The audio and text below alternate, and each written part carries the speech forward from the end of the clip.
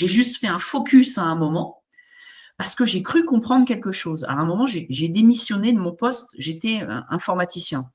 Et puis, j'ai démissionné avant de retrouver mon nouveau travail. J'ai eu la chance de travailler au CNRS, donc qui est le Centre national de la recherche scientifique en France. J'y ai travaillé pendant 6 mois. J'ai travaillé sur la pollution des sols forestiers. Voilà, l'anthropisation des milieux forestiers par les activités de bûcheronnage. Donc, je faisais des prélèvements de sol dans les forêts de mon secteur. Et une fois, je suis avec un ingénieur forestier, on fait des prélèvements de sol, et je tombe dans une forêt qui ressemble beaucoup aux forêts canadiennes, avec des lichens qui tombent Ah ouais. des branches d'arbres, avec des arbres, des conifères, des conifères acidifiants qui créent justement des pollutions de sol parce qu'on étudiait justement l'impact de l'entrée de certaines plantes qui n'avaient pas, de certains arbres qui ne devraient pas être en forêt chez nous, qui du coup, comme ils ont des feuillages persistants, font de l'ombre en permanence au sol forestier et empêchent la nature de pousser.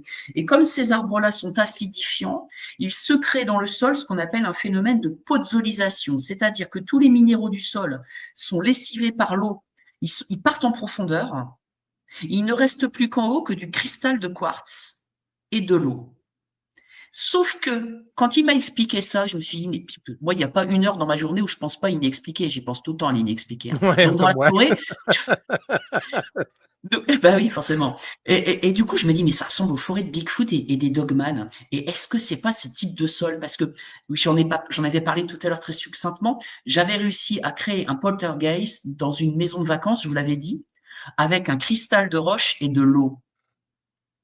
Et là, on m'explique que dans ces sols, il, il n'y a plus que des cristaux de quartz et de l'eau. Et là, je me dis, mais bingo, parce que moi, je me posais depuis de nombreuses années, je me disais, est-ce qu'il existe des milieux naturels qui ont la capacité de fournir des points d'entrée pour les phénomènes? C'est ça ma question, c'est ça que je me posais. Oui, oui, Là, oui, oui. d'un coup, je suis sur mes hantises, je sais ce que j'ai généré, je sais comment je l'ai généré, avec un cristal de roche, de l'eau et mon petit pendule que j'avais fait tourner. Et le Ah. lendemain, on a vécu un enfer la nuit, hein, c'était horrible. Je me suis fait enguirlander par ma femme, c'était terrible. Euh, mais j'avais gardé ça en tête. Sauf que là, je me retrouve dans un milieu forestier qui ressemble à ces milieux naturels où les Bigfoot et les Dogman se trouvent. Et on me parle des sols podzoliques.